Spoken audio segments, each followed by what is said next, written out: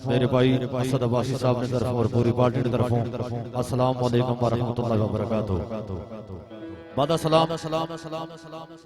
जैसा कि सारे भाइयों की पता आज दी महफिल शेरवानी अल्लाह पाक खुशियां का मौका नसीब किया सबब बने साढ़े भाई जनाब साकिब सुलेमान साहब कामरान सुलेमान का जनाब इमरान मेहरबान साहब इन्होंने भाइयों ने शादी खानाबादी का सिलसिला सगियां भाइयों मोहब्बत नाल याद किया एक अच्छी नज़म सजाने की कोशिश की अस हमें कोशिश कर सकते हो गुजरने तुसा भाइयों ना जरूर राजी करिए आज दी महफिल जिना दोस्तों भाइयों की जेरे निगरानी जनाब मास्टर सदीक साहब मास्टर रशीद साहब जनाब मास्टर रफीक साहब मास्टर मेहरबान साहब तो मास्टर कुरबान साहब मास्टर कयूम साहब तो जनाब मास्टर हबीब साहब इन्होंने मोहब्बत अगे शाह साहब सारे मेहमानों ने भी संतजामिया लेने जड़े दूल्हे ने दोस्त सारे ना कि क्योंकि टाइम की मदद नजर रखने होया इंशाअल्लाह असा सारे की वेलकम आखड़े जड़े भी थे संगी साथी निके बड़े सारे अमनवा साथी सारे के वेलकम आखड़े दोस्तों मियां साहब सरकार फरमाया कि सदा सदा हथ आंदा नाही एक कर्मां दा बेला ते मौला जाने नाल सबब दे कद होसी मुड़ वेला ये महफिल अदबी महफिलियां इथों अदबी पैगाम जाना चाहिए सुकून नाल सुनसो इंशाअल्लाह तुसां गी एक अच्छी ते प्यारी महफिल सुनने वास्ते मिलसी एक दफा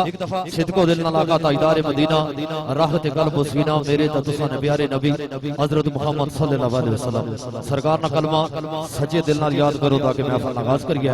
बिस्मिल्लाहिर रहमानिर रहीम ला इलाहा इल्लल्लाह मुहम्मदुर रसूलुल्लाह असबे रूटीन